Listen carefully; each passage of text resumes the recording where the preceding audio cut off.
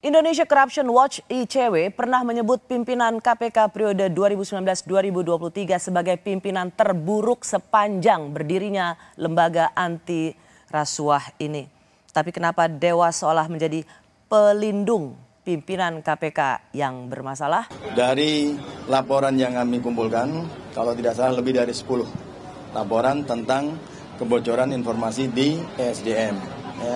Ya kebetulan pada saat itu saya masih menjabat deputi di situ, sehingga sedikit banyak saya tahu tentang itu. Ya memang setelah dilakukan pemeriksaan awal, ada beberapa pihak-pihak yang diklarifikasi, yang diklarifikasi, kami memang sudah menemukan adanya peristiwa pidana.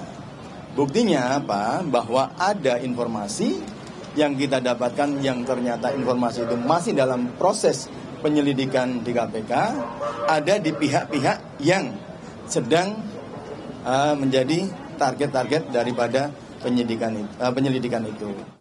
Maka Dewan Pengawas dalam pemeriksaan pendahuluan memutuskan bahwa laporan Saudara Endar Priantoro dan 16 pelapor lainnya yang menyatakan Saudara Firly Bahuri melakukan dugaan pelanggaran kode etik dan kode perilaku tentang membocorkan rahasia negara kepada seseorang adalah tidak terdapat cukup bukti untuk dilanjutkan ke sidang etik. Saya masih bersama anggota Dewan Pengawas KPK, Ibu Albertina Ho. Bu Albertina, kekecewaan yang luar biasa dari masyarakat sipil, aktivis anti korupsi soal pengumuman yang disampaikan bahwa tidak cukup bukti untuk sidang etik. Kasus yang sama seperti yang dikatakan oleh Kapolda Karyoto bahwa menemukan adanya peristiwa pidana. Kenapa harus buru-buru langsung mengatakan bahwa tidak cukup bukti untuk sidang etik? Nunggu aja dulu di Polda Metro Jaya. Oke. Begini Mbak Rosi, jadi kami di Dewas itu ada yang namanya POB ya. Apa itu? Prosedur operasional baku. Itu semuanya ada tenggang waktunya.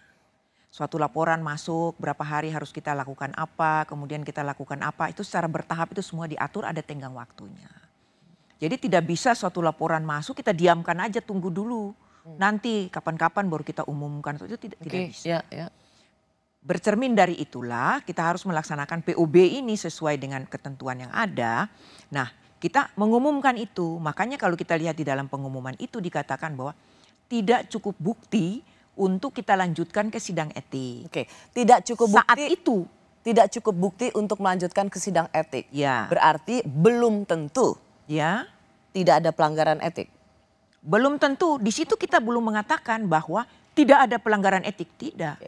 Berarti belum menemukan, bukan berarti tidak ada pelanggaran etik. Bukan berarti tidak ada pelanggaran etik di situ. Tidak cukup bukti untuk kita lanjutkan ke sidang etik. Kenapa tidak meneruskan dengan kalimat bahwa dan menunggu kasus ini ditindaklanjuti dalam penyidikan di Polda Metro Jaya. Sehingga Dewas juga dianggap cukup bergigi untuk melihat ada yang serius dalam kebocoran dokumen ini. Kami memang mengatakan tidak mengatakan demikian karena sesuai dengan peraturan Dewan Pengawas yang ada, peraturan Dewan Pengawas nomor 4, itu dikatakan tidak cukup bukti untuk kita lanjutkan ke sidang etik. Nah, pengertian tidak cukup bukti di sini pada saat kita pemeriksaan pendahuluan itu tidak cukup bukti.